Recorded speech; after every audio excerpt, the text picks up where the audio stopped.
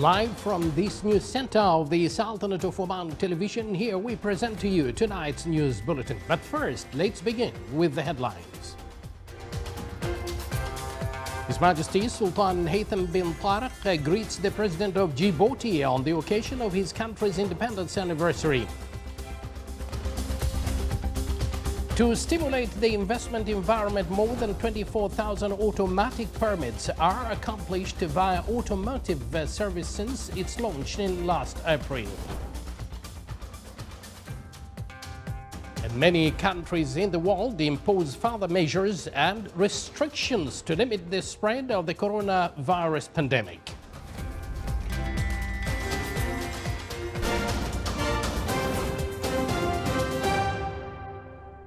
Thank you for joining us. And now, the details. His Majesty Sultan Haytham bin Tariq sends a cabal of greetings to His Excellency President Ismail Omar Guelleh of Djibouti on the occasion of his country's independence anniversary.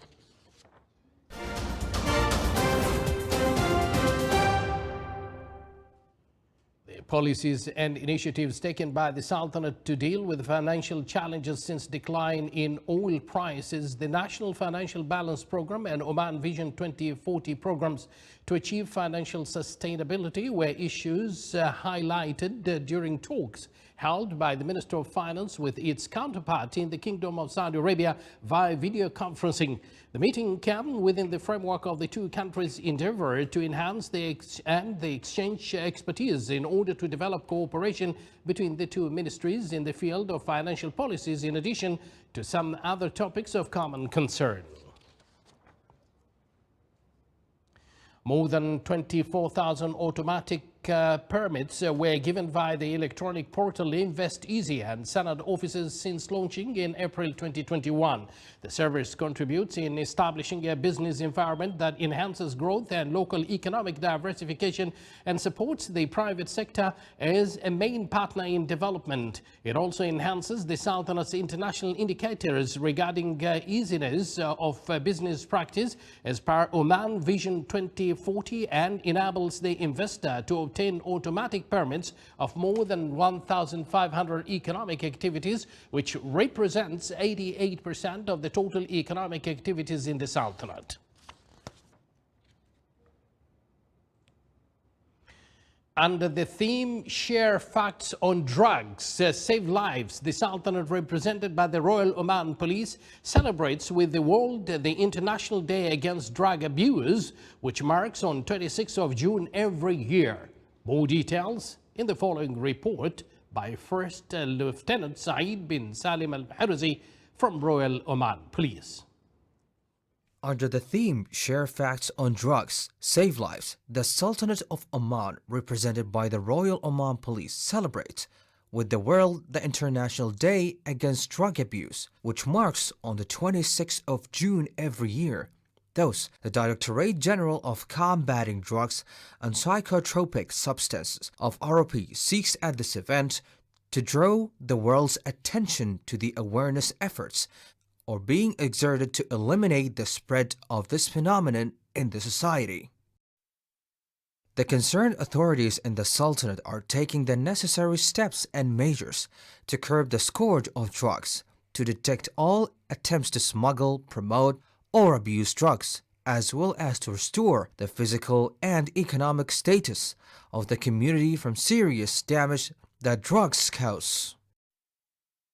World Drug Day is the right time to review the clear efforts, programs, and results achieved to combat drugs and their dangerous effects. This year's slogan comes to mark research finding, evidence-based data, and life-saving facts, and they represent the ongoing efforts to foster a shared spirit of solidarity among different countries. The International Day Against Drug Abuse and Illicit Trafficking aims to provide an accurate and precise answers and to share facts about drugs, assisting in finding the appropriate answer to this world crisis. This is First Lieutenant Saeed bin Salim al-Harzi, Governorate of Muscat. Saeed al-Maharzi, thank you.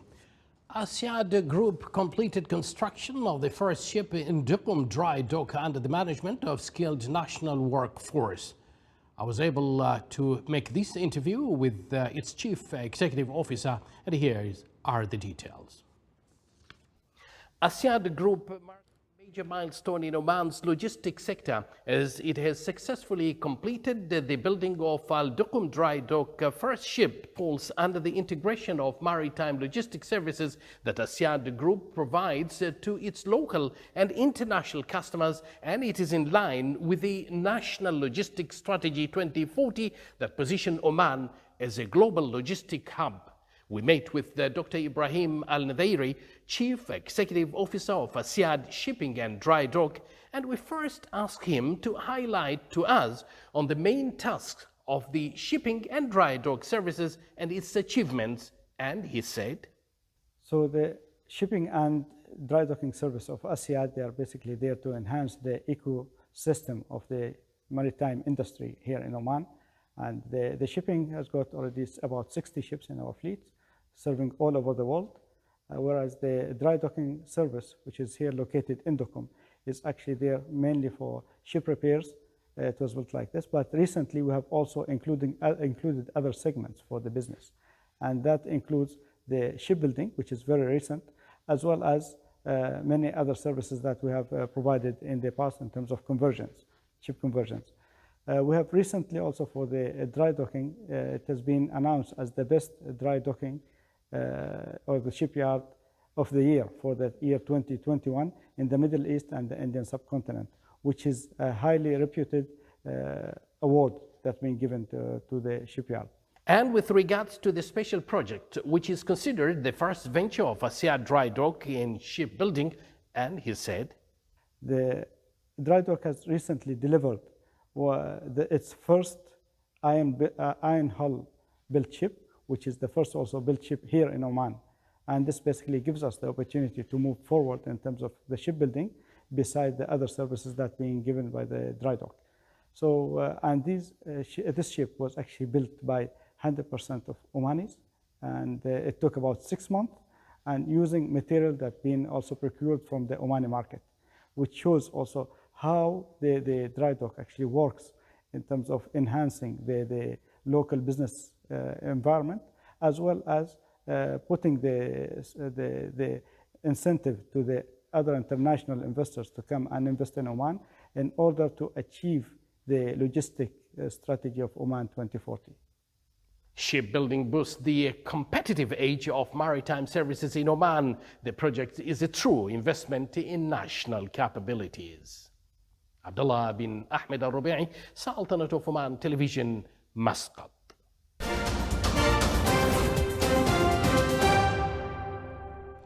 And now for the international news. Australia's largest city, Sydney, entered a 2-week lockdown today to contain a sudden coronavirus surge, and Russia's St. Petersburg announced a record death toll as several European nations lifted restrictions despite the global spread of a highly contagious COVID-19 variant. While vaccination drives have brought down infections in numerous mostly wealthy countries, the rise of the Delta variant, which first emerged in India, has stoked fears of new waves of a virus that has already killed nearly 4 million people. Bangladesh announced that it would impose a new national lockdown from Monday over the variant, with offices shut for a week and only medical-related transport allowed. New Zealand, citing multiple outbreaks in Australia, announced a 3-day suspension of its quarantine-free travel arrangements with its larger neighbor. Globally, the pandemic is still slowing down, with the World Health Organization (WHO) reporting the lowest number of new cases worldwide since February and decreasing deaths attributed to COVID-19. But concerns over the Delta variant have prompted new restrictions in countries that had previously managed to bring the virus under control.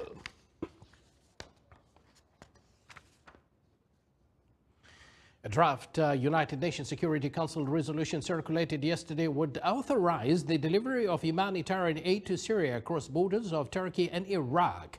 But Syria's close ally Russia holds the key to its adoption.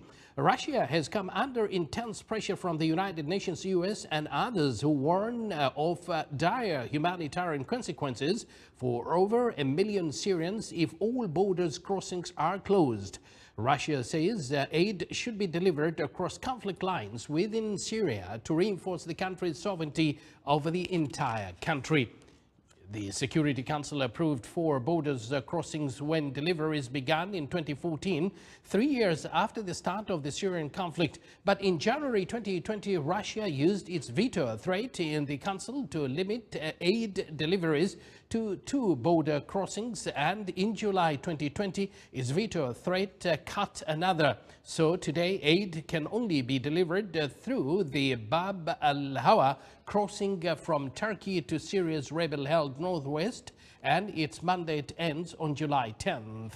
The draft resolution circulated by Norway and Ireland would keep the Bab al-Hawa crossing and restore aid deliveries through the Al-Ya'rubiya crossing point from Iraq in the mainly Kurdish-controlled northeast that was closed in January 2020.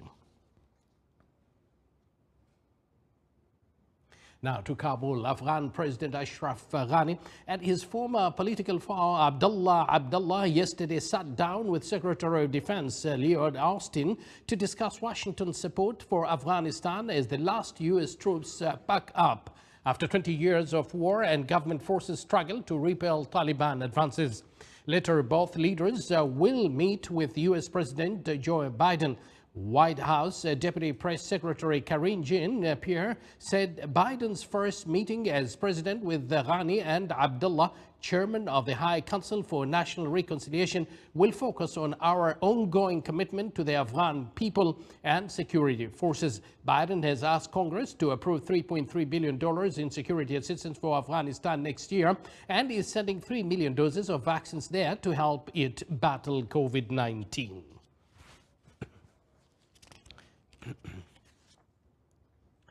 The United States and France yesterday warned Iran that time is running out to return to a nuclear deal, voicing fear that Iran's sensitive atomic activities could advance if talks drag on.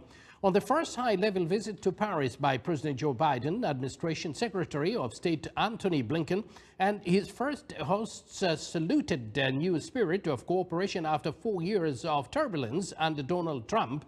But the two sides said that one key Biden promise to return to the 2015 Iran Accord that was trashed by Trump is at risk if the clerical regime does not make concessions during talks that have been going on for more than 2 months in Vienna.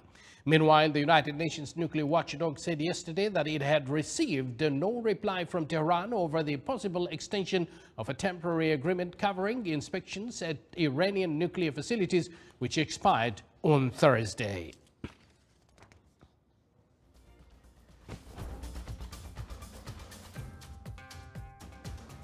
This is the Sultanate of Oman television. Before we end tonight's bulletin, here are the main points once again.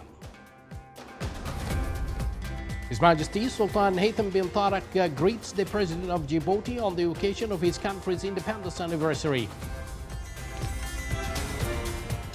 To stimulate the investments environment, more than 24,000 automatic permits are accomplished via automotive service since its launch in last April. And many countries in the world impose further measures and restrictions to limit the spread of the coronavirus pandemic.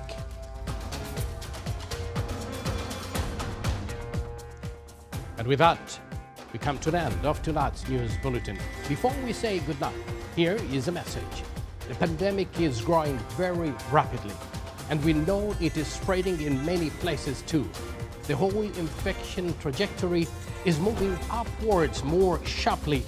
So please do not contribute to the spread of this devastated virus with others. Remember, this virus is transmitted from one person to another. And if we break this chain, by following all preventive measures, the cases will decrease. So do not allow it to be transmitted between families by gathering and mixing. Take the vaccine whenever it is available to you and to strive to obtain it. Losing wealth is better than health. Stay safe.